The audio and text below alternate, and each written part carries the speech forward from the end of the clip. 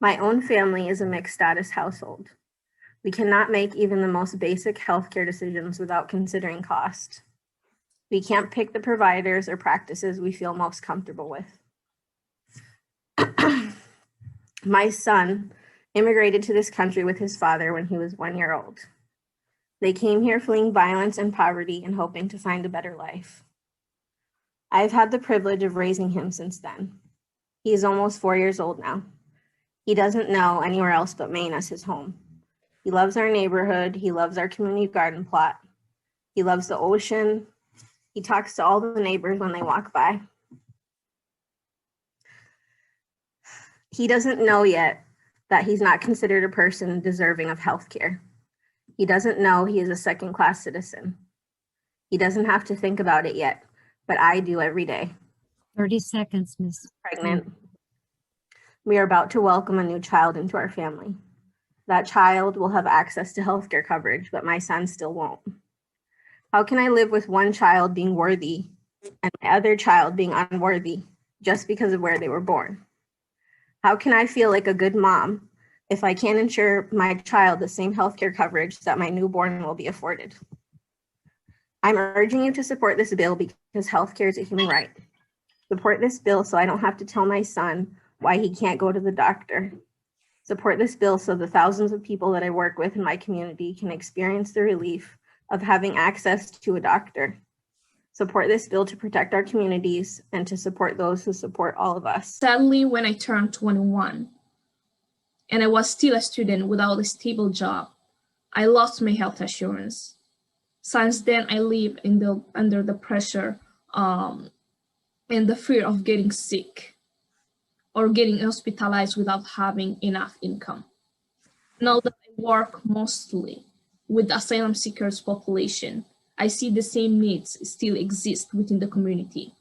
For example, when while the pandemic, with the gift card that we distributed for the low-income families, some of them were using to purchase insulin and other medication. Their health assurance was not covering. So this bill will make a huge difference for those families that are struggling with many other issues, and healthcare is one of them. As the law stands now, families fleeing persecution and seeking asylum, green card holders who have held their green cards for less than 5 years, community members without immigration status, and some survivors of serious crimes, among many others, are ineligible for MaineCare.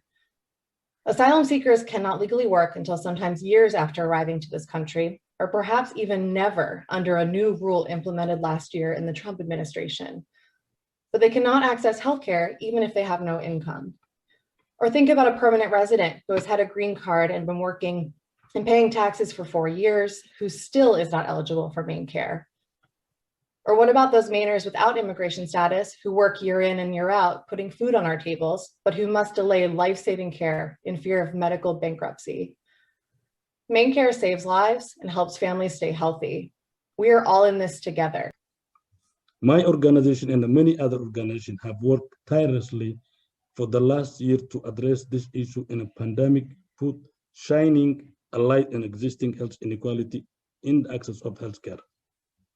During the pandemic, Maine has the worst racial ethnic disparity in COVID-19. Lack of access to the coverage has been a significant factor for the low-income immigrant and marginalized communities.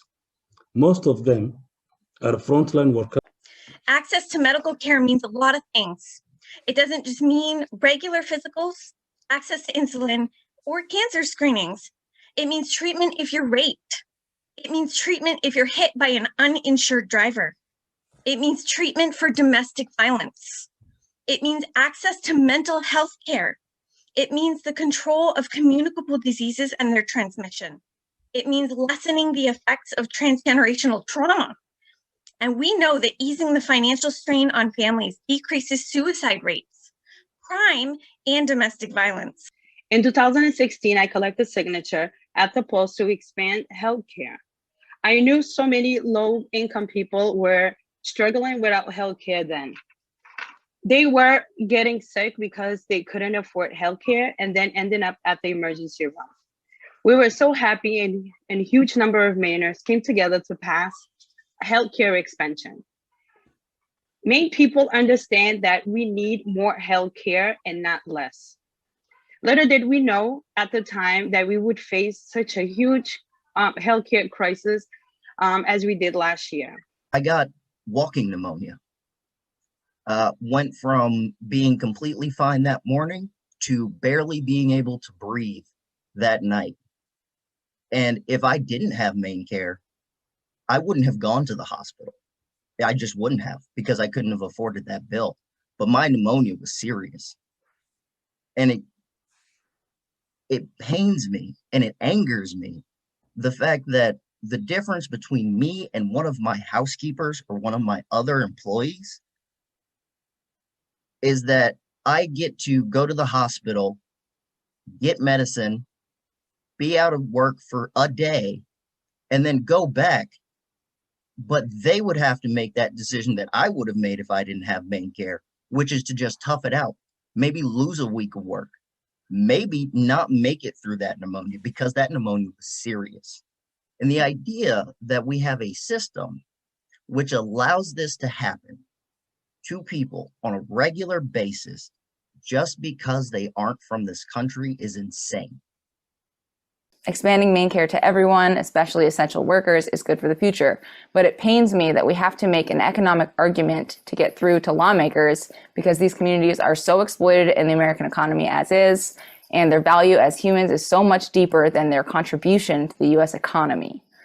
I think we can learn a lot about public health needs from our failures and successes during this pandemic. I got vaccinated 2 weeks ago. It was free for everyone, with people in highest need having access first.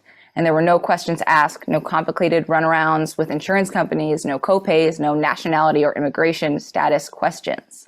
This will continue until everyone is vaccinated, until everyone is safe. This is what an equitable, functioning healthcare system looks like.